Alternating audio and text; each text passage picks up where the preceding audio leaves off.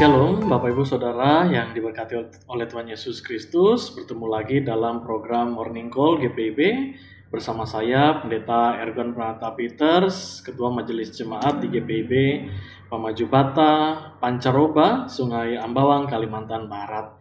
Saat ini saya sedang mengungsi karena sampai detik ini banjir masih melanda sebagian besar gereja bahkan pastori. Bahkan di beberapa wilayah lainnya seperti Jawa, Sumatera masih terjadi banjir, bencana banjir. Tapi hari ini tidak menghambat saya untuk bisa melayani Tuhan melalui program Morning Call saat ini. Dan saat ini kita akan membicarakan, mempercakapkan, dan mendengarkan tentang kebenaran firman Tuhan yang kiranya akan menguatkan kita. Tapi sebelum itu, mari kita satukan hati dan pikiran, kita berdoa. Bapa yang bertata dalam kerajaan sorga, terima kasih Tuhan di pagi hari yang indah ini. Kami sungguh bersyukur kami memiliki nafas kehidupan yang baru. Dan kami percaya itu semua adalah rencana dan rancangan Tuhan. Saat ini ya Allah, kami akan mendasari kehidupan kami hari ini melalui firman Tuhan yang akan kami baca dan kami dengarkan. Kiranya dengan firman-Mu itu kami dikuatkan, diteguhkan untuk senantiasa menjalani hari demi hari dengan takut akan Tuhan, senantiasa menjaga hati kami sebagai seorang hamba. Berfirmanlah kepada kami semua ya Allah, kami sedia untuk mendengar. Dalam nama Tuhan Yesus kami berdoa. Amin. Saudara-saudara, saya mengajak kita untuk membuka Alkitab dari Injil Yohanes. Injil Yohanes pasal 13 ayat 16 sampai 17. Saya akan bacakan kepada kita semua. Beginilah firman Tuhan. Aku berkata kepadamu, sesungguhnya seorang hamba tidaklah lebih tinggi daripada tuannya, ataupun seorang utusan daripada dia yang mengutusnya. Jikalau kamu tahu semua ini, maka berbahagialah kamu jika kamu melakukannya. Demikianlah firman Tuhan, terpujilah Tuhan kita Yesus Kristus, Hosiana. Saudara-saudara yang dikasihi oleh Tuhan Yesus Kristus, istilah hamba dan tuan ini, kalau kita baca dalam perspektif kolonialisme, kita pasti akan merasa bahwa tuan itu ada di atas hamba. Hamba itu tidak punya wewenang, hamba itu tidak punya otoritas, hamba itu tidak punya suara untuk bisa mengatakan apa yang dia pikirkan atau dia rasakan. Jadi kalau kita memandang hubungan antara tuan dan hamba dalam perspektif yang kolonialisme seperti itu, kita akan merasa bahwa setiap tuan itu berotoritas penuh terhadap seorang hamba, dan hamba hanya bisa mengikuti apa kemauan tuannya. Jadi hamba harus betul-betul mengikuti apa yang tuannya katakan, sementara tuan bisa dengan sewenang-wenang menyuruh, memberitahu kepada seorang hamba. Tapi saudara-saudara, firman Tuhan yang kita baca saat ini itu kebalikannya.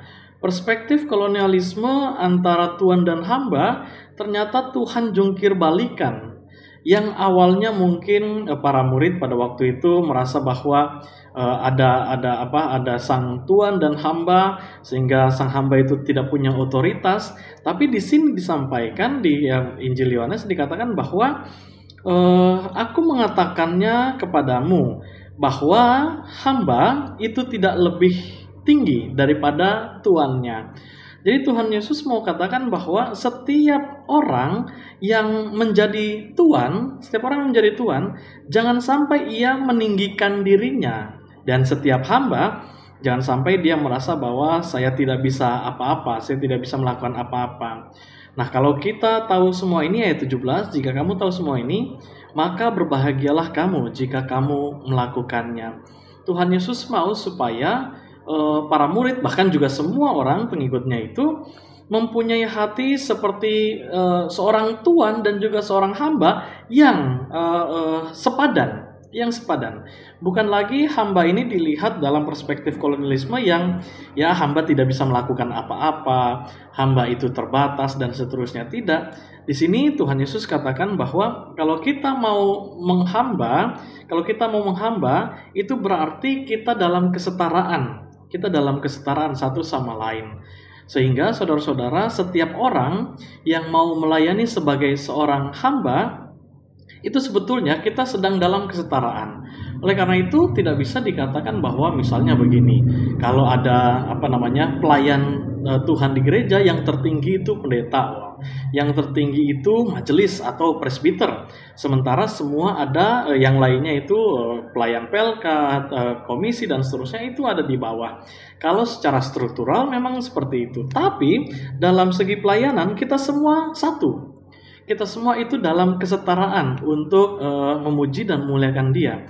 Kita harus punya hati sebagai seorang hamba yang mau melayani, hamba yang setara satu sama lain. Nah, saudara-saudara, kalau ditanya apakah kita mau menjadi seorang hamba atau tuan, kebanyakan orang pasti akan pilih saya mau menjadi tuan. Kenapa? Tampaknya jadi tuan itu menyenangkan. Tampaknya jadi tuan itu bisa mengakomodir segala yang kita inginkan. Sehingga kalau kita dikasih pekerjaan, kamu mau menjadi hamba atau tuan? Kita pasti tidak langsung pikir panjang, kita pasti ingin menjadi tuan. Kenapa? Karena kita merasa nyaman atau aman berada dalam posisi sang tuan. Tapi firman Tuhan pada hari ini mau mengatakan, marilah kita sebagai siapapun kita, setinggi-tingginya jabatan yang kita punya, setinggi-tingginya kita, mari kita merendahkan hati untuk menjadi seorang hamba. Karena memang itu yang sulit. Kalau disuruh pilih untuk menjadi tuan atau hamba, banyak orang pasti ingin menjadi tuan. Jarang sekali yang menjadi hamba. Tapi saudara-saudara yang sama dikasih oleh Tuhan Yesus Kristus, ketika Tuhan mengatakan dialah seorang hamba, kita juga adalah hamba yang sama dengan Tuhan Yesus, yang mau melayani sesama, yang mau mencintai dan mengasihi sesama yang berkekurangan. Jadi Tuhan mau agar kita senantiasa bisa terus melayani. Saudara-saudara tidak harus melayani di gereja. Ada orang yang secara khusus diteguhkan untuk melayani di tengah-tengah gereja, di tengah-tengah jemaat. Tetapi hati seorang hamba bukan hanya terjadi di gereja.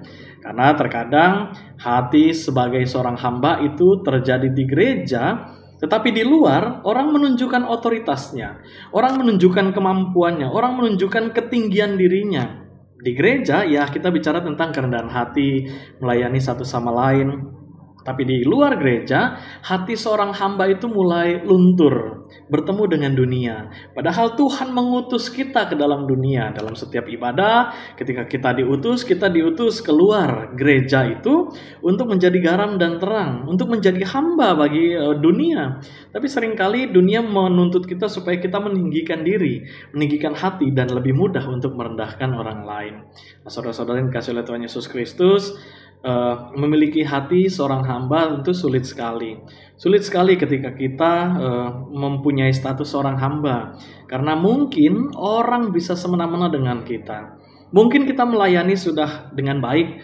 Kita melayani dengan cukup penuh tanggung jawab di gereja ataupun di masyarakat. Tapi kadang-kadang orang masih merasa pelayanan kita kurang. Orang merasa bahwa kita belum cukup dan seterusnya. Akhirnya status sebagai pelayan atau sebagai hamba itu kita tidak mau terima. Karena merasa sakit hati, tidak dihargai dan seterusnya. Itulah yang Tuhan Yesus terima. Ketika Dia mau melayani sebagai hamba, ia tidak diterima, ia dihina, ia dicaci, tapi pada akhirnya Tuhan memenangkan banyak orang. Banyak orang menjadi selamat karena pengorbanannya sebagai seorang hamba. Tuhan juga mengutus kita untuk punya hati seorang hamba. Dimanapun kita, baik di gereja, di pekerjaan, di persahabatan, satu dengan yang lain, Tuhan mau supaya kita punya hati sebagai seorang hamba. Karena percayalah, orang yang meninggikan diri akan direndahkan. Orang yang merendah diri di hadapan Allah, tentu Allah akan meninggikannya. Kiranya Tuhan memberkati kita semua dalam pelayanan kita, lebih khusus ketika kita menghayati saat ini minggu-minggu Prapaskah, di mana kita merasakan juga penderitaan Tuhan Yesus sebagai seorang hamba. Marilah kita juga turut menderita bersama dengan Allah, bersama dengan Tuhan Yesus Kristus, dengan menanggung beban kita masing-masing, dengan menanggung salib kita masing-masing, dan percayalah ketika kita berhasil menanggung salib kita masing-masing, Tuhan akan membangkitkan kita semua. Terpujilah Tuhan kita Yesus Kristus. Amin.